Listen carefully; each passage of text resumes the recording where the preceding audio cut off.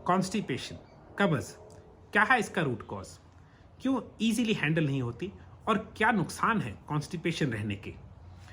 Hi guys, welcome to the channel. आज हम constipation का डीपर रूट कॉज एनालिसिस करेंगे और समझेंगे इसके क्या नुकसान है, ये क्यों होती है और इसे ना हैंडल करने के और भी ज़्यादा नुकसान क्या हैं। पहली चीज़ आपको ये पता होना चाहिए, ये डाइजेशन है। और डाइजेशन कहाँ होती है, सबसे ज़रूरी ये पता होना चाहिए डाइजेशन हो कहाँ रही है। 90% डाइजेशन हमारी छोटी इंटेस्टाइन में होती है। और छोटी इंटेस्टाइन में रहता क्या है, 2 से 3 किलो बैक्टीरिया, जिसको माइक्रोब्स बोलते हैं, फ्रेंडली माइक्रोबायोम बोलते हैं, फ्लोरा बोल देते हैं। ये वो बैक्टीरिया है जो हम खाते हैं उसको पचाता है।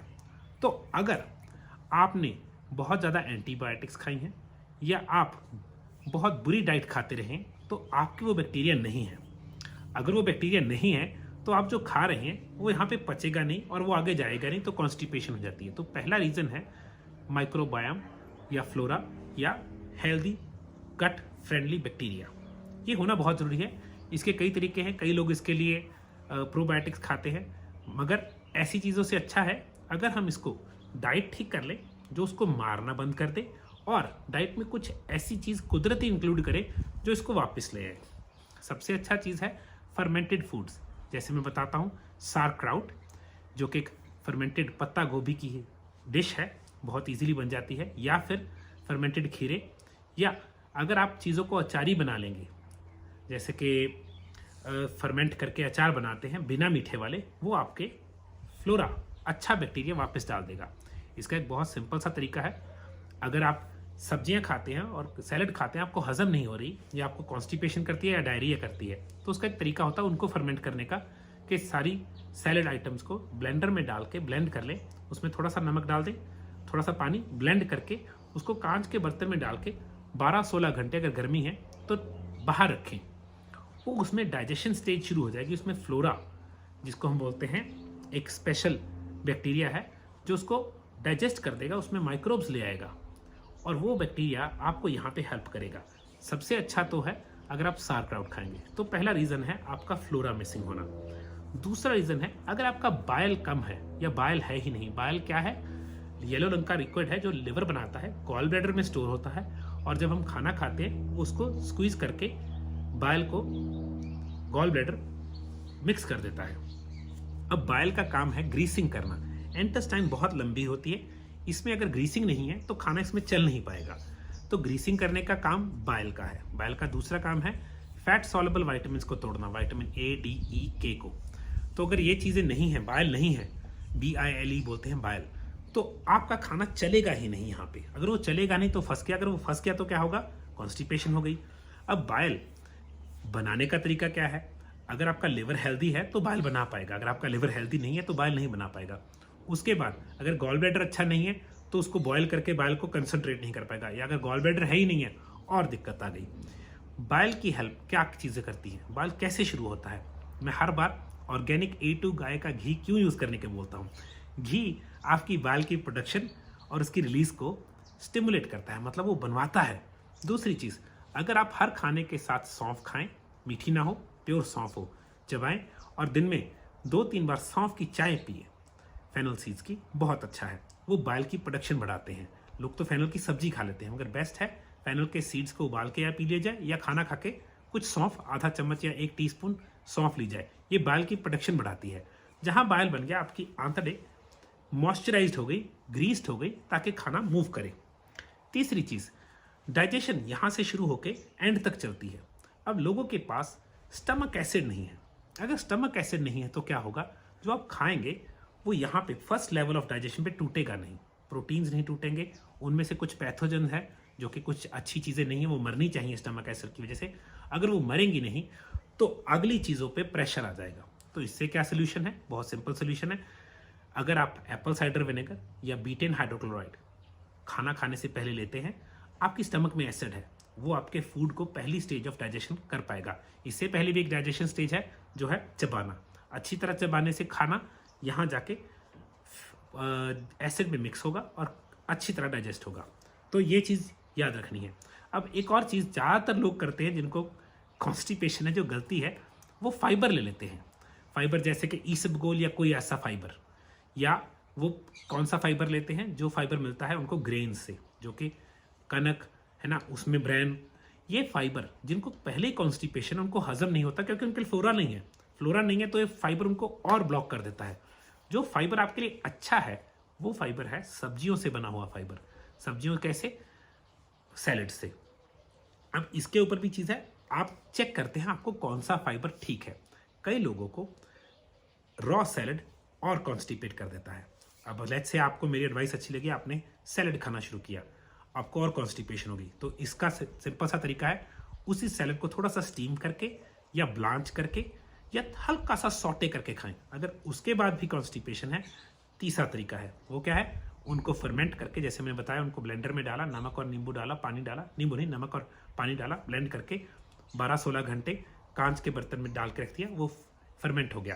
क्योंकि वो फर्मेंट हो गया, वो हमारी बॉडी में और भी अच्छा काम करेगा। तो ये अच्छा एक बहुत बढ़िया तरीका है। तो फाइबर वापस डालते ही, सही तरीके का फाइबर डालते ही दिक्कत सॉल्व हो सकती है। अगली चीज़ है जो सबसे अच्छी, सबसे इंटरेस्टिंग रूट कॉज निकला।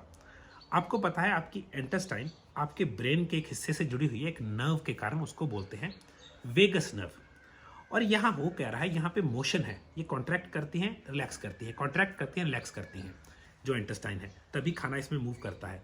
और नर्व्स को चलने के लिए एक विटामिन चाहिए। बहुत ही हैरानी बात हुई जब मुझे पता लगा कि अगर आपकी बॉडी में नर्व्स का एक विटामिन है B1 थायामिन, वो मिसिंग है, कम है, आप कॉन्स्टिपेटेड रह सकते हैं। आप सारी रेमेडीज यूज कर लेंगे फिर भी कॉन्स्टिपेशन है। बड़ी इंटरेस्टिंग बात है।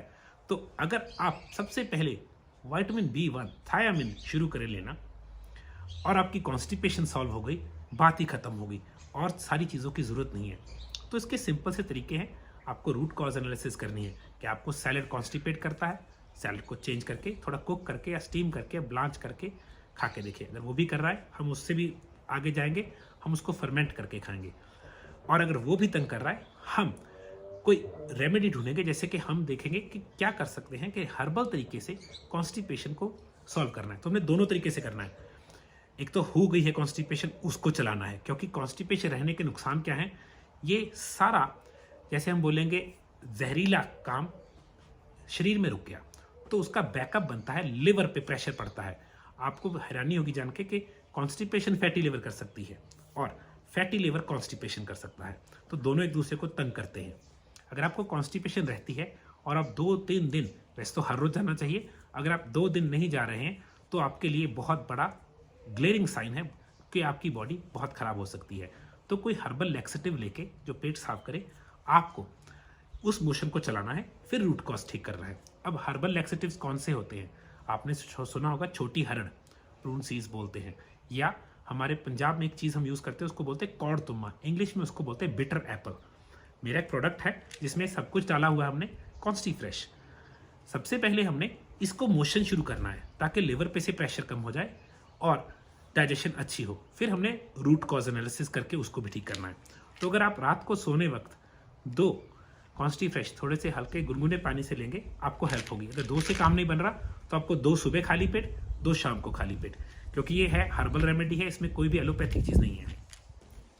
अब इमेजिन आपका बाइल अच्छा नहीं है, या आपका गॉल ब्लैडर ही नहीं है, या आपको पता है आपका लिवर थोड़ा सा फैटी है ना। फैटी लिवर के कुछ साइन है, खट्टे डकार आना, राइट शोल्डर में पेन रहना, गोल सा बियर बेली जिसको बोलते हैं पॉट बेली बन जाना, आंखों में पीलापन या लालपन, बाल उठ जाना, मुंह से स्मेल आना, ये साइन है फैटी लिवर के। कुछ स्किन पे एक्जिमा, स्किन इन्फेक्शंस जल्दी हो जाना, भूरे भूरे स्पॉट्स हो जाना, हाथों पे गोल सा मुंह हो जाना। अगर ऐसे साइंस हैं और आपको कॉन्स्टिपेशन है तो हमें पता है कि लिवर के कारण है। तो लिवर को क्या चीज़ तंदुरुस्त करती है? मिल्क थिसल, ये एक फूल है, उस फूल को कंप्रेस करके कैप्सूल फॉर्म में है। अगर आप दिन में 2-2-2-2 करके मिल्क थिसल लेते रहेंगे, आपका ब्लड स्ट्रीम में मिल्क थिसल रहना चाहिए, सिलेमेरियम बोलते हैं इसको, जो लिवर क्लीन करता है। तो आपको ये रूट कॉज एनालिसिस हो जाएगा। अगर आपको खट्टे डकार बहुत आते हैं, जल्दी गैस्ट्रो वाली प्रॉब्लम आती है, एप्पल साइडर B10 हाइड्रोक्लोराइड आपको बहुत हेल्प करेगा कि पहली स्टेज ऑफ डाइजेशन हो। एक और चीज़ है, कुछ लोगों के मसल क्रैम्प्स पड़ते हैं, उनको नहीं पता उनके बॉडी में कैल्शियम, मैग्नीशियम और पोटेशियम की कमी है। सेम अगर आपकी इलास्टिसिटी नहीं है किसमें, आंतड़ों में, तो आपको कॉन्स्टिपेशन हो जाती है। उसमें एक चीज़ बहुत हेल्प करती है, पोटेशियम साइट्रेट। पोटेशियम हमारी बॉडी के मसल्स को रिलैक्स करता है। अगर मसल बहुत टाइट है तो यहाँ पे टाइटनेस है और काम हो ही नहीं रहा, तो उस टाइटनेस को रिलैक्स करने के लिए हम क्या यूज़ करते हैं? पहली चीज़ पोटेशियम साइट्रेट। दो चीज़ें और हैं जो हमारा एक प्रोडक्ट है जिसका नाम है सुपर कैल D3, जिसमें D3 विटामिन K2 जो कि फैट सॉल्युबल चीज़ों को, फैट सॉल्युबल विटामिन है, बहुत हेल्प करता है, कैल्शियम की इम्पोर्टेशन में हेल्प करता है। और उसमें एक चीज़ है मैग्नीशियम। मैग्नीशियम हमारे स्टमक मसल्स को स्पेशली रिलैक्स करता है। अगर मसल कोई भी स्पाज्म में है, जिसको हम बोल देते हैं कि वो अकड़ गया है, पंजाबी में कड़ाल बोल देते हैं, उसका मतलब है उसमें कैल्शियम, मैग्नीशियम और तीसरी चीज़ पोटेशियम की कमी है। तो विटामिन D3 जो हमारा सुपर कैल D3 है, उसमें कैल्शियम भी है, मैग्नीशियम भी है और उसमें K2, D3 ये चीज़ें भी हैं, तो वो आपको बहुत हेल्प करेगा। और लास्ट चीज़ जो कि सबसे पहले ट्राई करूंगा मैं, अगर कॉन्स्टिपेशन है आपको, मैं आपकी बॉडी में B1 दोबारा वापस पाऊंगा। अब B1 की कोई एलोपैथिक चीज़ नहीं लेनी।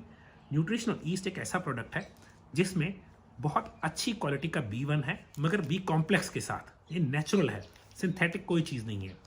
और ये ऐसी चीज़ है, ये आपके नर्वस सिस्टम को, आपके ब्रेन को, आपकी याददाश्त को, आपकी सतर्कता को, आपकी नर्व पूरी सिस्टम को हेल्प करता है।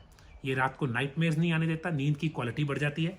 मैं अपने हर क्लाइंट को, जो मेरे से लोग जुड़ते हैं, जितने लोग मुझसे जुड़ते हैं, उनको मैं न्यूट्रिशन ईस्ट 2 चम्मच कम से कम बोलता हूँ। तो अगर आप कॉन्स्टिपेटेड हैं, आपको 2 से 3 चम्मच शुरू कीजिए, विद इन 2-3 डेज आपको रिलीफ मिलना शुरू हो जाएगा।